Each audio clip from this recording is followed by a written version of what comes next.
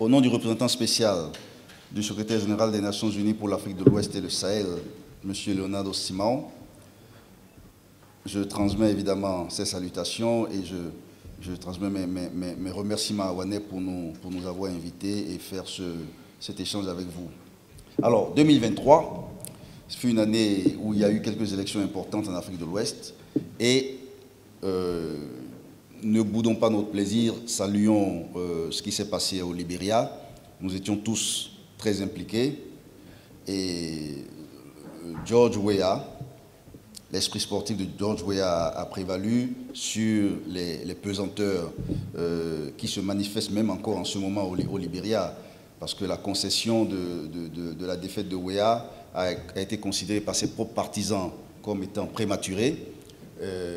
Donc des pressions sont en train de s'exercer. Lui-même, il a dû prendre un décret pour installer le comité de transition, un peu pour couper l'herbe sous le pied des pressions, des auteurs des pressions qui s'exerçaient sur lui. Mais hier, on a encore appris qu'il a dû retirer le dossier pour des raisons techniques. Donc ça veut dire que ce n'est jamais aussi simple. Ce n'est jamais aussi simple, hélas. Et il faut être vigilant, à tout moment. Donc le Libéria, une élection satisfaisante. Le Nigeria, quoi qu'on dise, une élection aussi soit satisfaisante. Une bonne élection ne veut pas dire que c'est une élection complètement dénuée de challenges et de défis. Satisfaisante parce qu'un président a été élu, les adversaires électoraux ont pris le parti d'ester en justice pour contester et mettre leur contestation. La justice a prévalu, les résultats ont été confirmés et le président Tinubu est le président légitimement élu au Nigeria pour les 4 années qui viennent. On peut aussi citer la Sierra Leone, où même si je ne parle pas assez bien dans le micro, voilà, ça ne peut pas être parfait.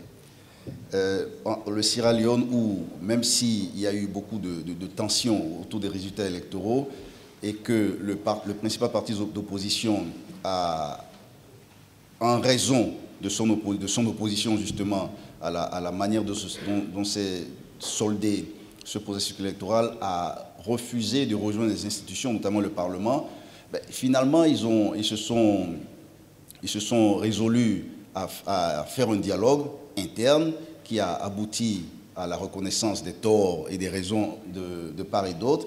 Et le dialogue a été positif.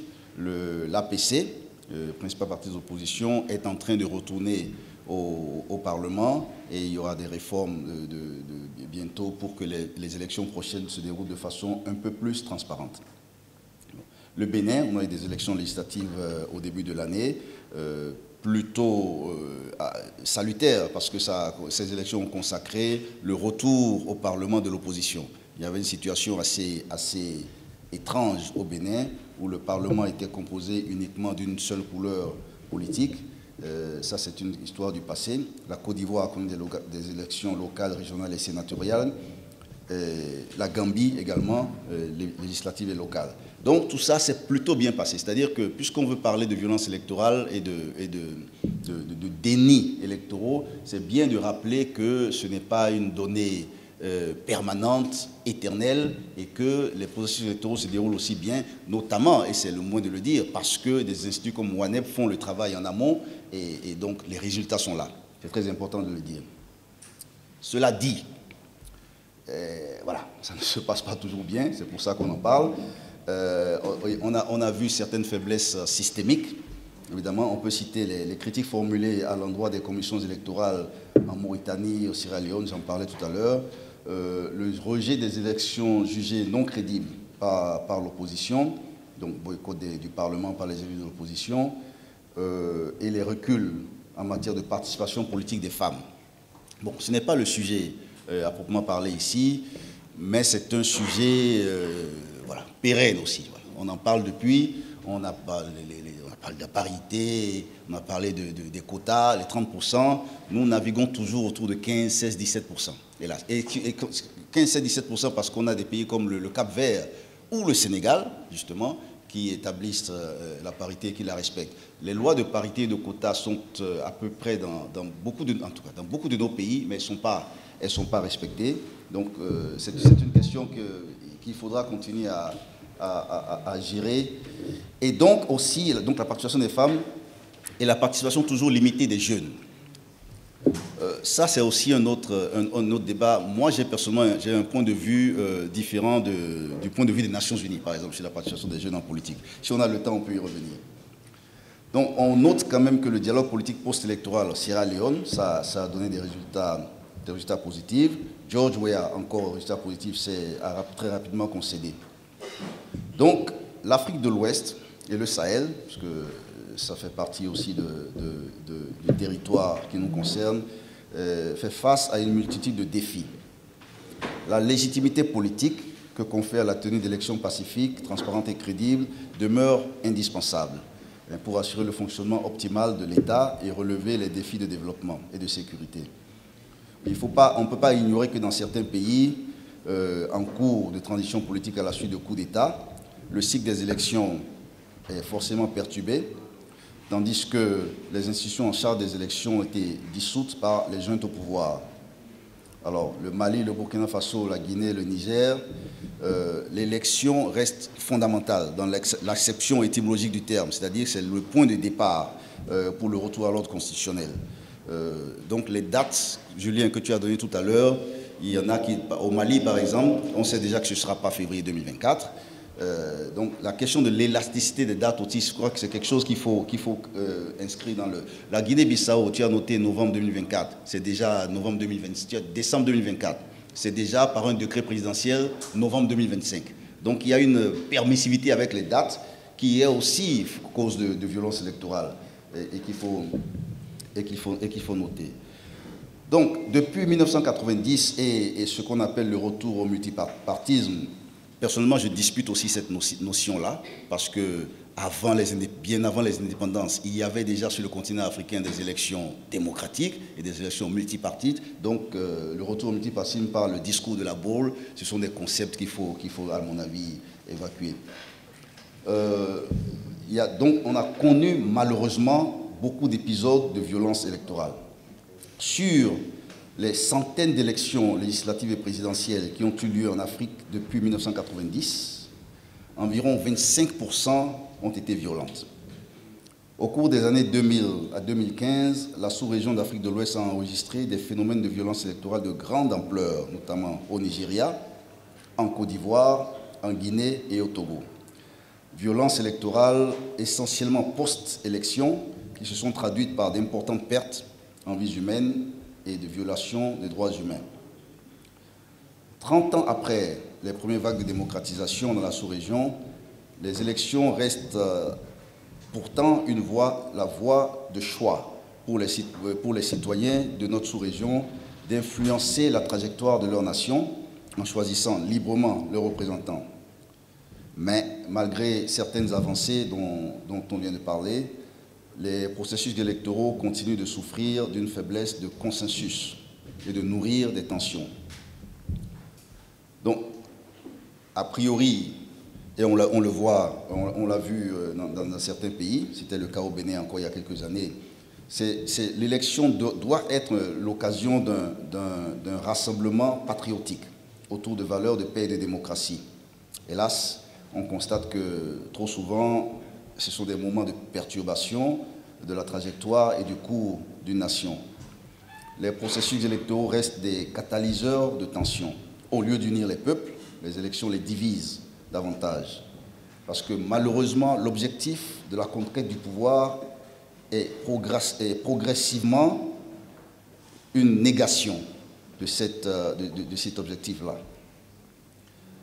De façon générale, les formes de violence électorale qui ont caractérisé les processus électoraux ont souvent persisté dans la phase post-électorale, en particulier dans la foulée de l'annonce des résultats. L'expérience nous a appris que les violences électorales se produisent également avant et pendant les élections. Des affrontements, parfois mortels, hélas, entre supporters de candidats, des campagnes de dénigrement d'un candidat sur les réseaux sociaux, sur des lignes ethniques ou tribales. Les attaques contre le personnel électoral, les destructions de matériel électoral, ce sont autant de formes les plus communes de violence électorale. Les causes de la violence électorale vont souvent au-delà de la conduite des élections elles-mêmes. Évidemment, il y a une multitude de facteurs, qu'ils soient historiques, politiques, institutionnels, économiques, démographiques ou sociaux, qui peuvent influencer sur la probabilité qu'une élection donnée soit marquée ou non par la violence. Dans notre sous-région, les enjeux des élections restent élevés dans un contexte de compétition pour ce qui est en in fine la captation du pouvoir et l'accès aux ressources de l'État. Les élections sont souvent l'occasion d'une polarisation grandissante de l'espace politique, ce qui en soi n'a rien d'exceptionnel, puisque les élections sont par essence des moments de tension, c'est des moments de contradiction, des moments d'opposition, de compétition. Ce n'est pas un problème a priori si de façon intrinsèque les élections sont des moments de tension. Ce que nous voulons éviter, tous ici dans cette salle et ailleurs, c'est que ces moments de tension deviennent des moments de violence. C'est ce que nous voulons éviter. Qu'il y ait de la compétition et de l'opposition, à la limite, c'est la santé de l'esprit. Ce n'est pas un problème en soi. Et surtout, il y a une question essentielle que nous ne creusons pas assez. Les sociétés sont différentes. Nous parlons de l'Afrique de l'Ouest et du Sahel. On ne peut pas utiliser forcément des principes universels. Le contexte où nous sommes, où malheureusement, comme on dit en anglais, the winners take all, c'est vraiment une anomalie dans nos contextes ici, parce qu'on voit bien que les partis politiques, les coalitions, les formations, dans beaucoup de pays, le Sénégal est l'exemple contraire, mais dans beaucoup de nos pays, elles sont formées, elles sont constituées sur des lignes ethniques ou géographiques ou régionales. Et donc, c'est toujours un problème lorsque un parti ou une coalition gagne une élection. D'une certaine façon, ça voudrait dire qu'une région du pays a gagné l'élection. Et les autres régions du pays ou les autres ethnies du pays se sentent dépossédées du pouvoir. Il ne peut pas y avoir un contexte, on ne peut pas continuer avec ce contexte de winner takes all parce que ça dépossède d'autres. Il faut absolument que les élections puissent, enfin absolument, moi je vous parle de façon un peu personnelle, que les élections puissent arriver à des consensus d'une certaine façon. Le résultat de l'élection devrait quand même être un consensus où, lorsque j'ai perdu l'élection, je n'ai pas tout perdu. Il y a des formules, il faut absolument qu'on puisse travailler sur ces formules-là. Alors, les causes immédiates de violence électorale. La violence puise ses racines dans la méfiance des acteurs quant à la crédibilité du processus électoral. D'une part, les organismes de gestion des élections, perçus souvent comme non indépendants du pouvoir politique, peinent à générer la confiance nécessaire dans leur capacité à mener des processus électoraux transparents. Et lorsque l'intégrité d'un processus électoral est remise en question, le processus lui-même est source de tension et potentiellement de violence électorale. D'une part, dans de nombreux pays, les réformes électorales sont souvent menées en l'absence de consensus et constituent à ce titre un terrain fertile pour l'émergence de violences électorales. Les velléités de certains présidents en exercice de conserver le pouvoir au-delà des termes présidentiels par la manipulation et le truchement de réformes constitutionnelles opportunes, contestées, controversées, sont parmi les principales raisons de la survenance de violences électorales.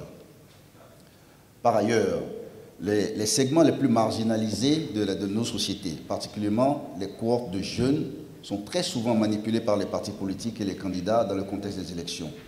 Une portion non négligeable des violences électorales sont le fruit d'une jeunesse désabusée, non éduquée et aisément manipulable.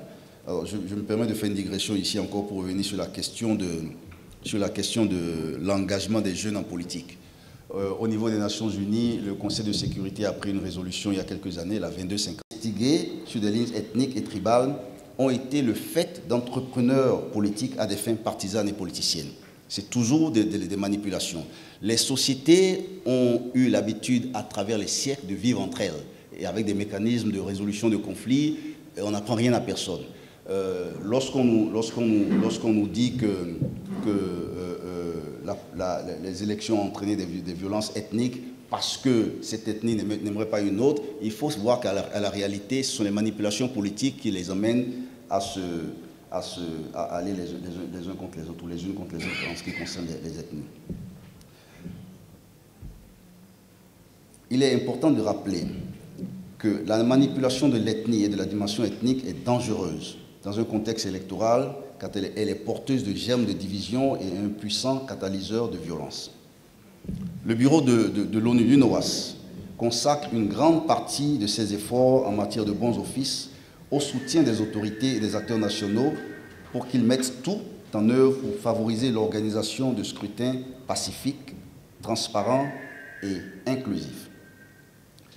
Les différentes missions de bons offices entreprises par le représentant spécial de l'UNOWAS, avant, pendant et après la tenue des élections, ainsi que le soutien fourni à l'organisation des forums des parties prenantes et l'engagement des candidats encadré par un accord pour des élections pacifiques, notamment on l'a fait cette année au Nigeria, au Libéria et en Sierra Leone, se sont inscrits dans le cadre du mandat de l'UNOWAS en faveur de la consolidation de la paix et la démocratie dans les pays de la sous-région.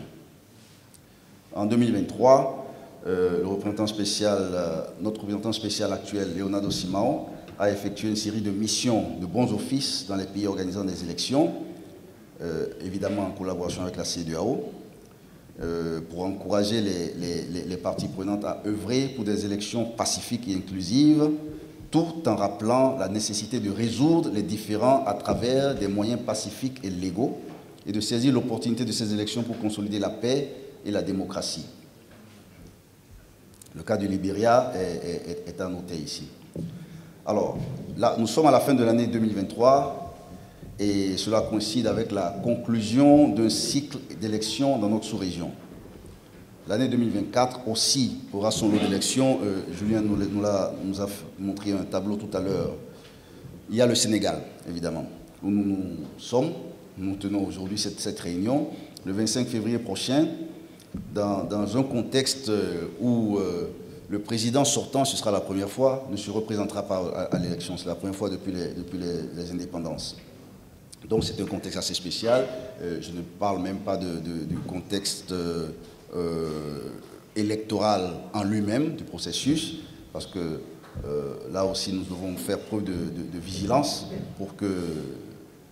pour un objectif très simple, que le Sénégal conserve la place qui est la sienne en tant que phare de la stabilité politique dans la région.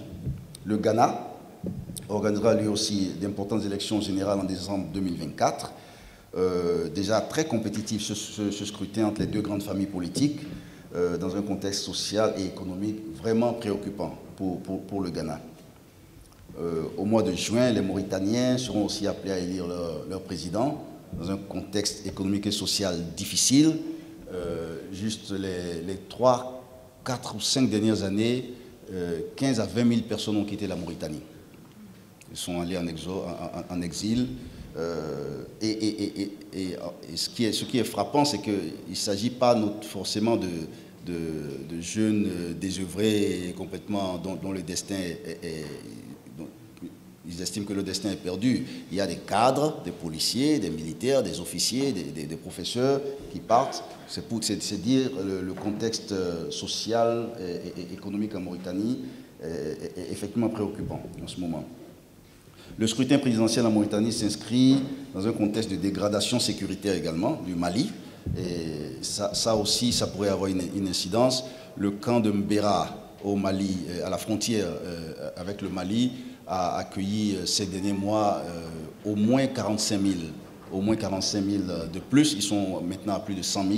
Et ça aussi, on parle de recrutement voire d'entraînement de terroristes dans ou autour du camp, en tout cas dans la communauté. Donc ce sont des éléments qu'il faut suivre dans les mois qui viennent.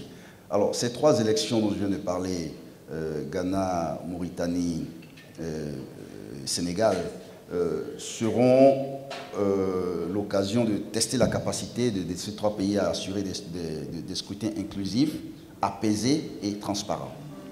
Du succès de ces élections dépendra la stabilité de la paix et de la paix de la région, parce qu'il ne faut pas qu'on ajoute déjà ce qui se passe dans au moins 3 autres pays, pays de l'Iptako gourmand, Mali, Burkina et Niger. On espère donc que ces élections seront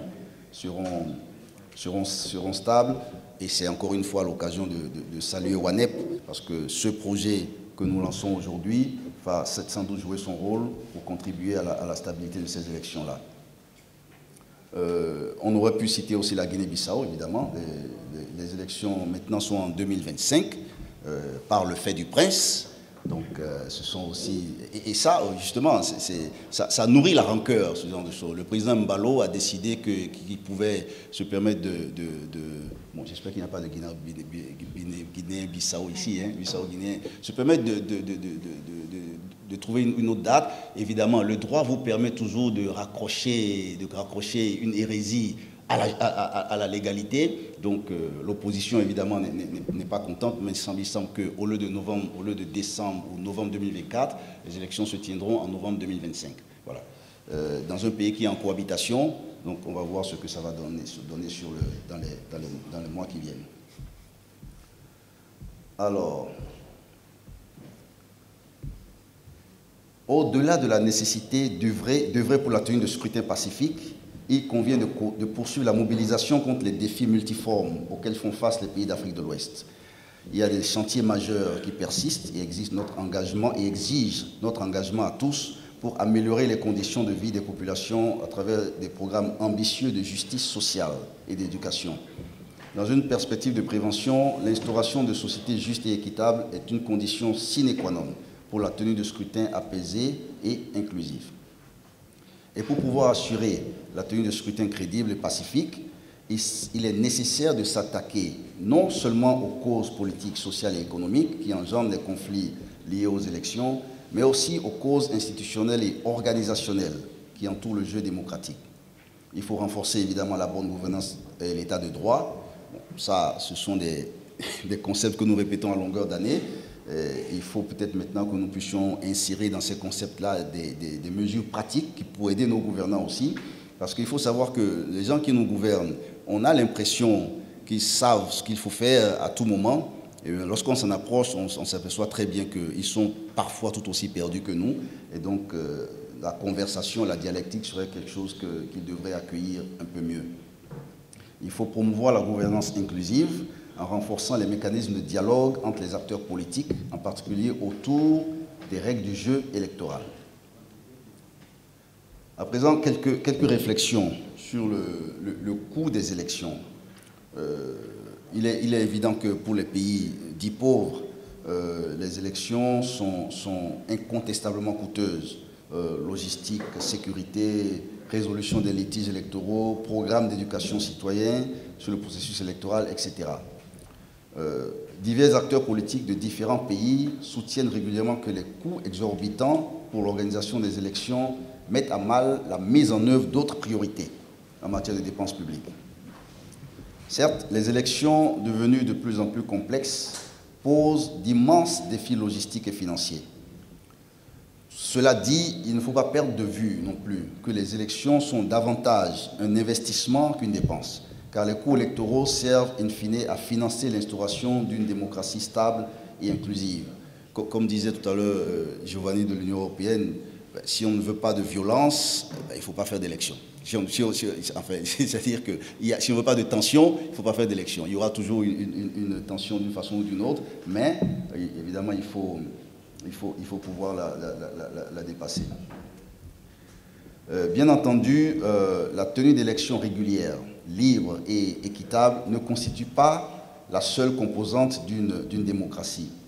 La promotion des libertés fondamentales et des droits humains, de l'état de droit et la participation active des citoyens à la vie politique et civique doivent également faire l'objet d'une attention financière des États.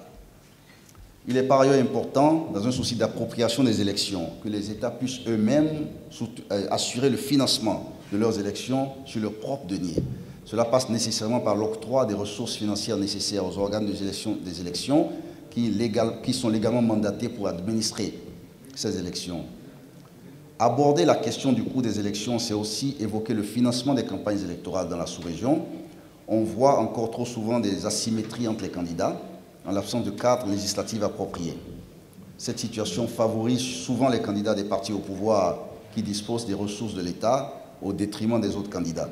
Et ça, encore une fois, ça nourrit la rancœur et la frustration.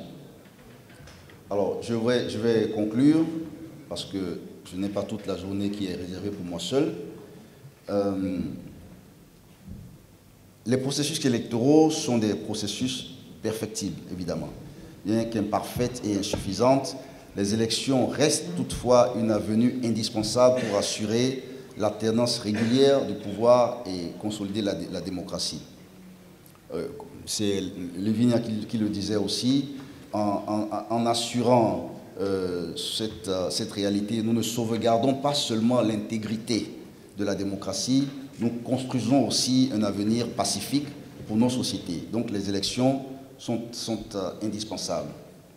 Donc c'est pour ça que, personnellement et au nom de l'UNOAS, nous pensons que le lancement par OANEP de l'initiative tendant à l'atténuation des facteurs de violence électorale est non seulement opportun, mais également nécessaire, voire indispensable pour prévenir l'émergence des violences électorales.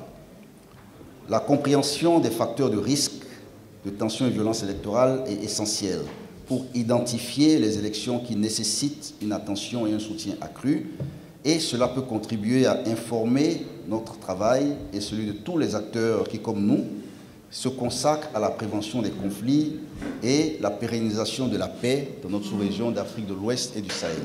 Je vous remercie pour votre attention. Disons, de diviser.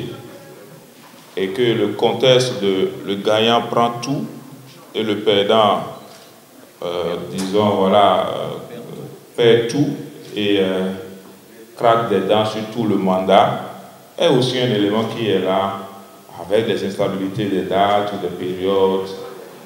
Mais dans un contexte aussi où il y a une grosse proportion de jeunes manipulables, parce que c'est comme perfectible, continuons à travailler sur des sociétés justes et équitables, cibler les causes socio-économiques, mais au-delà aussi les causes institutionnelles, et que le dialogue continue de prévaloir autour des processus et qu'ensemble, on peut laisser un héritage plus pacifique. Je pense qu'on a pris note et bonne note de ces introductions et de cette intervention.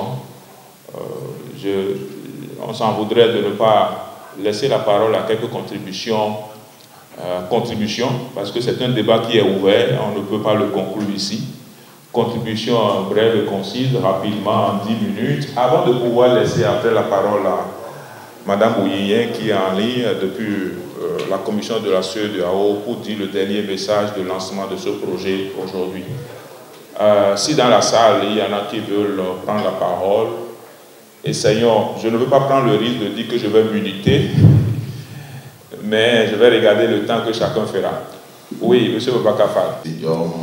À OANEP régional, OANEP national, etc., pour cette importante initiative à laquelle nous sommes partie prenante.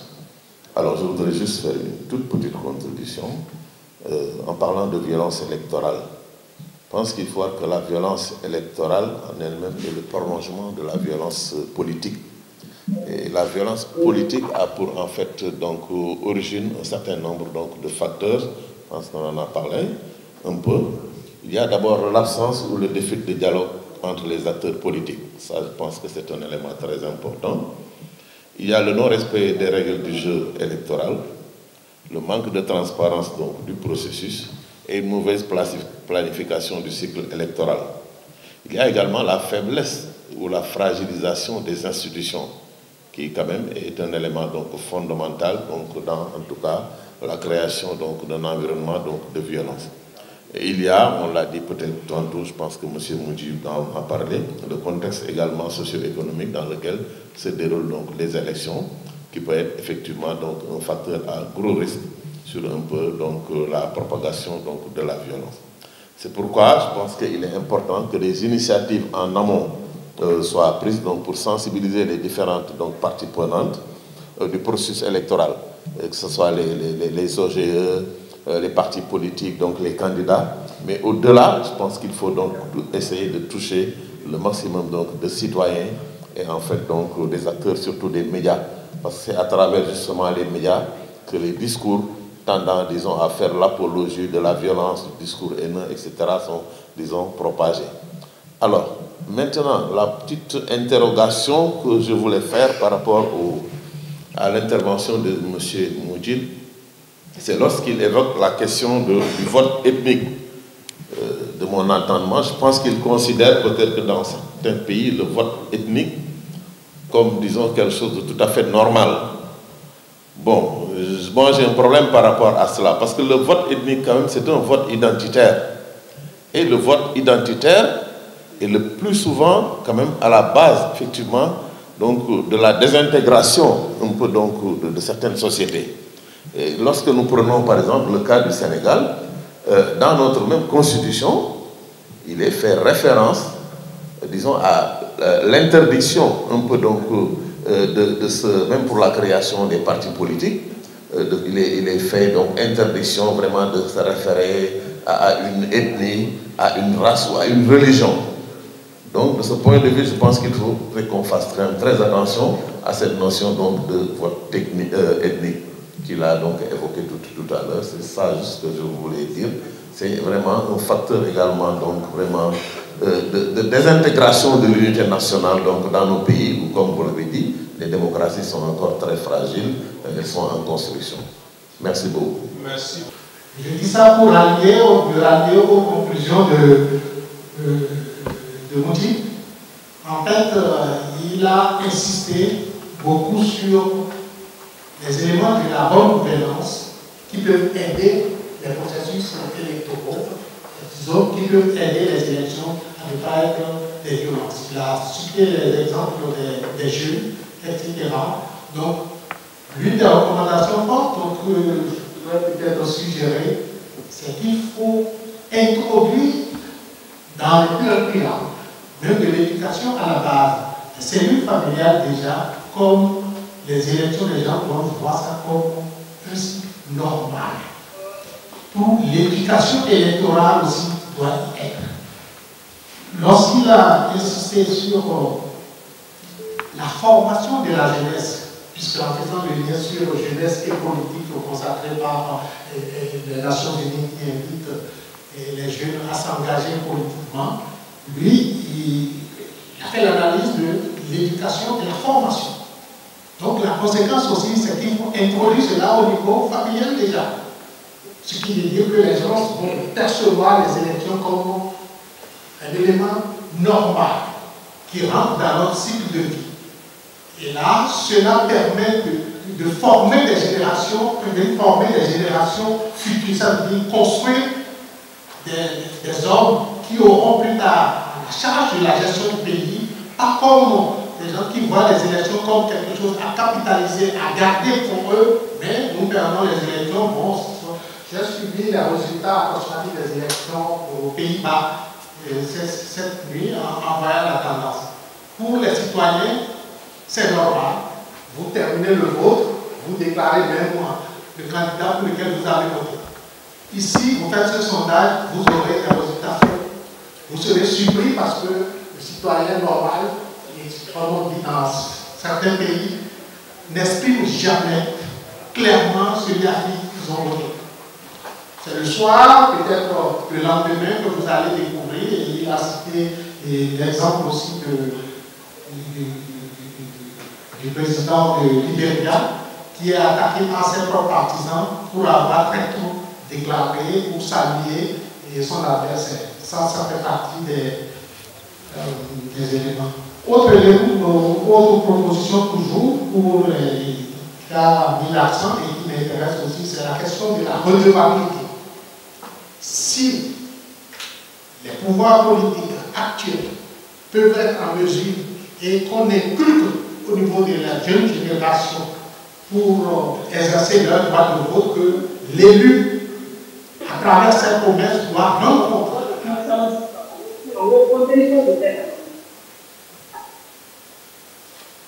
Ça va, ok. Soit à mi-parcours, cela aidera peut-être à mieux organiser les mécanismes de gestion des élections plus tard, et les élections ne seront plus souvent synonymes de violence ou de crise que nous obtenons toujours pendant la période post-électorale. Il y a quelques petits éléments dont pour gagner le temps, je voudrais arrêter à ce niveau en tout cas féliciter le ONEP pour ces initiatives. Merci. Chez moi, par exemple, à Porto Novo, le parti majeur pendant une vingtaine d'années, c'était construit sur une base régionale, régionaliste, parce qu'il y avait, et dans cette formation majeure, il y avait les deux grandes ethnies qui coopéraient très bien ensemble, mais leur point d'intérêt, leur point de communauté, c'était qu'ils font partie du sud, de ce côté du sud du Bénin, et qu'ils avaient les mêmes habitudes, etc. Le vote est identitaire, le vote est sociologique, c'est une réalité. Alors, on peut se battre contre ça, mais je ne sais pas si on empêche le soleil de se lever à l'est. C'est ça la réalité.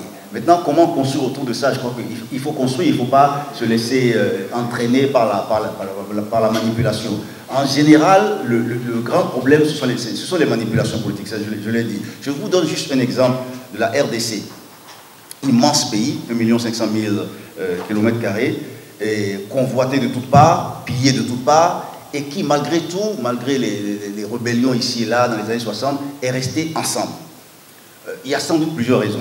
Il y a un sentiment d'unité nationale, surtout le 1 500 000 km², mais il y a aussi le fait que tous les dirigeants, qu'ils aient été dictateurs ou légitimement élus, se sont toujours arrangés pour que, au soir dans les semaines qui suivent les élections, vous remarquerez par exemple qu'en RDC, il leur prend parfois 3 mois pour former un gouvernement. Parce qu'ils s'assurent de faire des compositions, des alchimies extrêmement savantes pour s'assurer que toutes les parties de cet immense pays sont représentées peu ou prou dans le gouvernement ou dans les industries publiques ou dans des sphères de pouvoir d'une certaine façon. C'est la manière dont ils s'assurent. Le Nigeria aussi le fait très bien depuis un quart de siècle à peu près. Donc c'est la manière dont ils s'assurent de garder leur pays ensemble. On ne peut pas faire bon marché de cette réalité-là. Encore une fois, je reviens dessus, si le soleil se lève à l'est, on ne peut pas le faire coucher à l'est. Notre vote, en général, est identitaire. Essayons de voir comment on peut vivre avec ça. C'était ça mon sujet. Je suis honoré d'être ici, au nom de l'ambassadeur de l'Union européenne, d'être ici pour ce lancement. Comme le coordinateur du projet disait, c'est la deuxième phase d'un projet important que nous avons décidé de soutenir. Donc, les EMAM, à partir de 2018, je me souviens, j'étais à Bruxelles quand on parlait de ce projet-là. Je voyais venir l'importance, et c'est un plaisir aussi d'être là pour vérifier et faire participer au lancement de la deuxième phase. Évidemment, s'il y a une deuxième phase, ça signifie que la première a été un succès.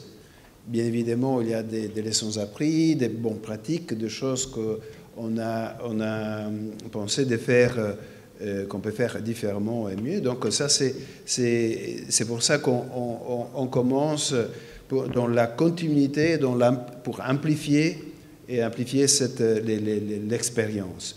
On a déjà commencé dans le deuxième semestre, comme M. Julien Ossou mentionnait. Déjà au Libéria, on a fait une bonne expérience avec quelques difficultés qu'on a réussi à surmonter. On est en plein travail au Sénégal avec le groupe national de réponse aux violences électorales. Et donc, on va le faire aussi dans les autres pays. Et donc, c'est aussi l'occasion ici pour vous dire que, pas seulement on a voulu continuer, mais on pense, et on a une discussion avec ONEP, pour élargir un peu plus le spectre de pays concernés. Donc, dans les prochains jours, Inch'Allah, comme on dit ici, on devrait arriver à signer une extension du projet aussi à un 12e pays, donc le Bénin, et aussi d'autres activités complémentaires dans les socles de ce qu'on a fait maintenant. Donc, le contexte dans la région ouest-africaine, vous le connaissez, c'est un contexte difficile, d'insécurité croissante, et même on met en discussion les élections, les processus électoraux.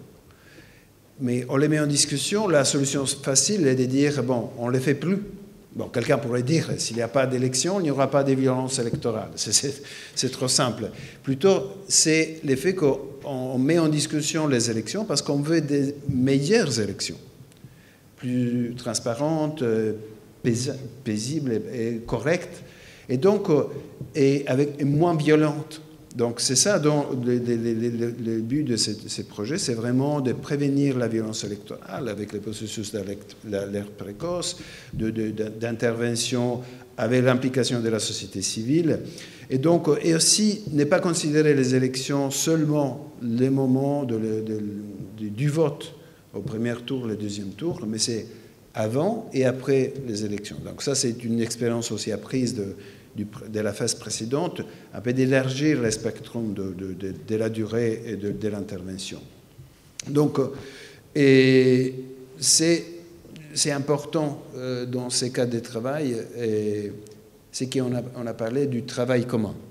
Donc, travail commun avec les organisations régionales, la CEDEAO, dont WANEP est partenaire, l'UNOWAS, que c'est vraiment un partenaire incontournable ici, et on salue vraiment très positivement aussi les RESAO pour cette implication des acteurs et régionaux et nationaux, mais aussi l'implication des ONG, de la société civile, des représentants de la société civile dans cette région, dans les pays où on travaille, les partenaires, donc les ambassades qui sont présentes, mais aussi je salue et je remercie encore une fois les collègues des délégations qui sont connectés depuis leur siège, leur délégation, qui pourront participer activement dans les pays concernés à ces processus. Et donc, vous avez, Madame Lavinia, vous nous avez remerciés, mais c'est aussi nous que nous remercions, vous, en tant que WANEP, et tous les acteurs qui sont impliqués dans ce projet, parce que c'est vraiment l'idée d'un effort commun. Donc, pour pouvoir donner une petite ou grande contribution à un processus démocratique plus pacifique, un peu durable, vous avez dit, Madame Lavinia, ça c'est l'espoir de tous. Et donc, comme c'est les goodwill messages, donc le message de bonne volonté, je suis ici pour vous souhaiter un bon succès pour cette initiative de lancement et surtout pour les projets dans les mois et années à venir. Merci.